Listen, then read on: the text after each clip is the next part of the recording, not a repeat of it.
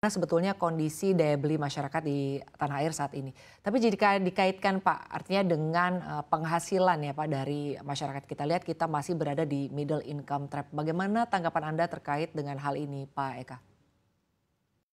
Oke, jadi memang terkait dengan middle income trap ya, kita sudah terjebak sebenarnya sebesar selama 30 tahun, Mbak. Nah, kita mau nggak mau ke depan itu memang harus keluar. Nah, itu sudah tercantum di dalam rencana pembangunan jangka panjang nasional 2025-2045. Jadi di dalam rencana tersebut kita akan keluar, kita targetkan kita harus keluar dari middle income trap sebelum 2045. Kenapa kita harus keluar dari middle income trap sebelum 2045? Karena pada saat itulah kita komposisi penduduk yang produktif itu lebih besar daripada non produktif. Nah, lewat itu kita akan susah mendapatkan masa itu. Nah, kami di Bappenas memperkirakan kita kalau ada dua skenario, Mbak. Apabila kita ingin keluar, jadi skenario pertumbuhan ekonomi itu harus rata-rata 6%. Ketika rata-rata 6%, kita bisa keluar dari middle income trap itu di tahun 2041. Nah, ketika kita yang kedua adalah skenario kedua adalah 7%. Nah, ketika kita rata-rata pertumbuhan ekonomi 7%, itu diharapkan kita bisa keluar di tahun 2038. Nah, kalau kita lihat kondisi sekarang, pertanyaannya, sedangkan kalau kita lihat ini hanya rata-rata pertumbuhan 5%. Pertanyaannya gimana kita bisa mencapai 6 sampai atau 7%? Itulah tantangannya. Dan itulah yang kami sebutkan di dalam rencana pembangunan jangka panjang itu adalah kebijakan yang bersifat transformatif. Kita nggak bisa lagi kebijakan yang business as usual. Jadi itulah yang pertama, bagaimana kita menguatkan aspek sosial, kemudian ekonomi, tata kelola, dan lain-lain. Nah itu, dan kita melihat 2024 sampai 2025 itu hanya tinggal 21 tahun. Artinya dalam 21 tahun itu adalah kita sudah harus merumuskan kebijakan yang tepat dan strategi yang terukur untuk mencapai keluar dari middle income trap sebelum 2045 itu.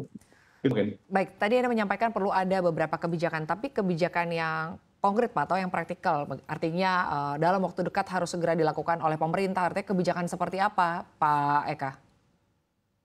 Ya, jadi kalau kita bicara mengenai tadi kebijakan tadi itu sebenarnya kita bicara keluar dari middle income trap kan tidak bisa dilakukan dalam waktu 5 atau 10 tahun. Itu merupakan kebijakan strategi yang jangka panjang. Nah, masuk ke dalam yang dalam jangka pendek, kita yang terdekat ini adalah akan menghadapi tahap pertama yaitu masa pemerintahan Pak Prabowo 2025 sampai dengan 2029. Nah, ketika kita bicara 2025-2029, apa yang akan kita lakukan? Tentu saja ini memperkuat fondasinya. Fondasi melalui apa? Nah, kami di Bappenas merumuskan tahap pertama pembangunan ini adalah bagaimana kita memperkuat sumber daya manusia. Kemudian yang kedua, tentu saja kita harus memperkuat bagaimana kita melakukan riset dan inovasi di situ. Nah, itu gambarannya seperti itu, Mbak. Jadi di samping itu juga sudah kebijakan yang terdahulu kita teruskan, yaitu bagaimana kita dari sisi ekonomi memperkuat hilirisasi, kemudian bagaimana kita tetap memperhatikan pemerataan antar wilayah dan juga pemerataan antar pendapatan. Itu tetap kita lakukan sehingga kue pembangunan yang kita hasilkan itu bisa dinikmati oleh seluruh lapisan masyarakat Indonesia. Itunya. Baik, Pak Eka, mengamati ada beberapa faktor begitu ya yang akan membantu mendorong pertumbuhan ekonomi di tanah air. Kita akan membahas mengenai konflik geopolitik Pak yang terjadi di Timur Tengah. Artinya ini juga akan memberikan dampak ya Pak. Anda melihatnya dampak seperti apa yang akan mempengaruhi ke pertumbuhan ekonomi kita? Apakah dari sisi ekspor dan juga impor atau mungkin ada sisi yang lain Pak Eka? Oke, terkait dengan dampak geopolitik, saya pikir sebenarnya kita ada beberapa aspek yang sangat berpengaruh terhadap perekonomian kita. Pertama terkait dengan market di sana. Jadi dampak ini kan geopolitik ini kita sekarang meluas ya. Yang tadinya kita perkirakan hanya Rusia dengan Ukraine, sekarang masuk lagi di Timur Tengah di sini. Nah, mau nggak mau ini akan terus saja bertambah kepada satu masalah market di negara-negara dunia.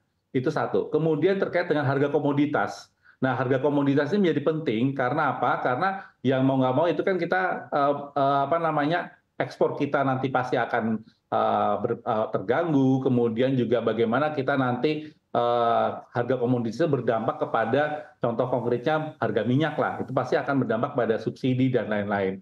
Nah, itulah yang sedang kami lihat dan kami ukur dan semoga apa namanya gejolak itu segera selesai ya, walaupun kita nggak tahu kapan selesainya, tetapi yang penting kita antisipasi hal tersebut. Oleh karena itu, untungnya bagi Indonesia ini kita masih domestic demand-nya itu cukup kuat.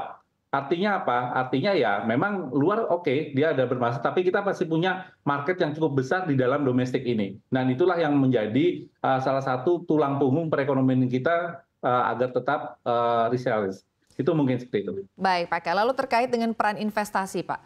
Bagaimana peran investasi baik domestik maupun asing dalam mencapai target-target ekonomi makro di tahun 2025 dan juga apa langkah-langkah konkret yang artinya akan diambil ya Pak untuk bisa meningkatkan kualitas investasi dan juga mungkin daya saing ekonomi Pak dalam rangka artinya meningkatkan perekonomian Indonesia di tahun mendatang yang lebih baik lagi.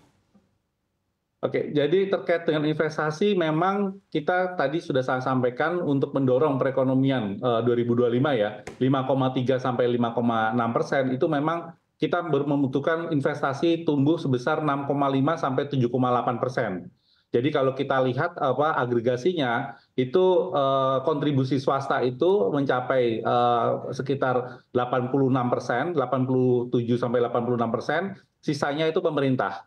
Nah, itulah yang gambaran investasi yang ada. Nah, pertanyaannya adalah bagaimana langkah-langkahnya untuk meningkatkan kualitas investasi dan daya saing ekonomi Indonesia dalam 2025 ini dalam jangka pendek. Tentu saja kalau kita lihat peningkatan daya saing itu sangat erat kaitannya dengan produktivitas. Jadi intervensi pemerintah itu akan kita arahkan untuk bagaimana meningkatkan produktivitas. Jadi misalkan peningkatan bagaimana pekerja itu lebih produktif, kemudian peningkatan investasi real dalam bentuk PMTB dan lainnya. Nah, kemudian juga kita juga tetap mendorong bahwa investasi sebagai upaya untuk akumulasi modal yang bergerak bagaimana beriringan dengan pertumbuhan tenaga kerja. Jadi kami melihatnya di dalam hal ini pemerintah mentargetkan pertumbuhan tenaga kerja itu sebesar 3 sampai 3,5 lapangan pekerjaan di tahun 2025. Dan itu juga di samping itu tidak hanya pekerja, tetapi bagaimana kewirausahaan kita kembangkan sehingga itu bisa meningkat sekitar dari 3 sampai dengan 3,14 di tahun 2025. Dan ini juga dalam jangka panjang tentu saja intervensi itu kita tingkatkan melalui peningkatan kualitas pendidikan dan kesehatan. Nah, yang sebagai modal dasar utama pembangunan. Jadi ini sebenarnya inline dengan yang tadi saya sampaikan di awal ketika kita bicara mengenai bagaimana keluar dari middle income trap, pertama kali yang kita benahi apa? Sumber daya manusianya dulu itu seperti apa? Nah, bagaimana sumber daya manusia, kemudian pekerja dan lain-lain. Mungkin itu jawaban saya. Terima kasih. Baik, lalu selanjutnya Pak dalam konteks perubahan iklim dan juga isu lingkungan lainnya Pak, bagaimana target ekonomi makro di tahun 2025 mengintegrasikannya ini dengan aspek keberlanjutan dan juga green economy Pak Eka? Oke, jadi memang tadi saya sampaikan di awal bahwa kita tidak ingin ekonomi tinggi tetapi mengabaikan aspek-aspek lainnya seperti sosial, kemudian lingkungan. Jadi di dalam rencana kerja pemerintah kita sudah memasukkan aspek keberlanjutan dan green ke dalam target ekonomi makro di dalam yaitu intensitas emisi gas rumah kaca di dalam sasaran pembangunan. Dan itu jadi ketika kita ekonomi tinggi, kita akan lihat bagaimana penurunan intensitas emisi gas rumah kacanya. Itu adalah salah satu indikator bagaimana nanti kita melihat keberlanjutan. Dan kalau kita di dalam hal ini adalah mitigasi dan untuk mengurangi dampak aktivitas ekonomi di dalam peningkatan ini adalah kita sudah melakukan berbagai kebijakan terkait dengan ekonomi hijau, yaitu menempatkan pembangunan rendah karbon ini menjadi tulang punggung. Jadi kalau kita dilihat datanya itu hingga tahun 2022, Indonesia itu sudah berhasil mencapai 27,8% penurunan emisi gas rumah kaca dibandingkan tahun 2022 yang sebesar 26%. Jadi lebih tinggi itunya. Dan kami melihatnya 2023 itu diperkirakan potensi penurunan emisi gas rumah kaca akan terus meningkat seiring dengan adanya langkah-langkah percepatan transisi energi yang lebih luas dan penguatan implementasi pembangunan rendah karbon sampai dengan tingkat level daerah atau provinsi. Itu bagaimana mengintegrasikannya. Baik, Pak Eka, lalu bagaimana dengan kebijakan hilirisasi? Apakah ini juga bisa menjadi kunci, Pak, agar perekonomian Indonesia ini bisa tumbuh lebih melesat lagi, Pak Eka? Saya jawab sangat mungkin hilirisasi akan menjadi tulang punggung. Oleh karena dan ini tidak hanya kita bisa tumbuh melesat, tetapi ini juga kita arahkan untuk pemerataan. Jadi kalau kita dilihat bahwa saat ini kan pembangunan itu timpang di kawasan barat Indonesia. Jadi kalau kita bandingkan saat ini kawasan timur itu share-nya hanya sekitar 20%, compare kawasan barat Indonesia, barat 80%. Nah, ke depan di 2045 yang saya sampaikan tadi, itu kita targetkan timur itu bisa share-nya 28%, meningkat 8%. Nah, salah satu motor penggeraknya adalah hilirisasi di situ. Jadi dengan adanya hilirisasi di kawasan-kawasan yang timur itu diharapkan itu bisa meningkatkan pertumbuhan ekonomi daerah itu dan yang pada akhirnya akan meningkatkan share pembangunan di daerah-daerah tersebut.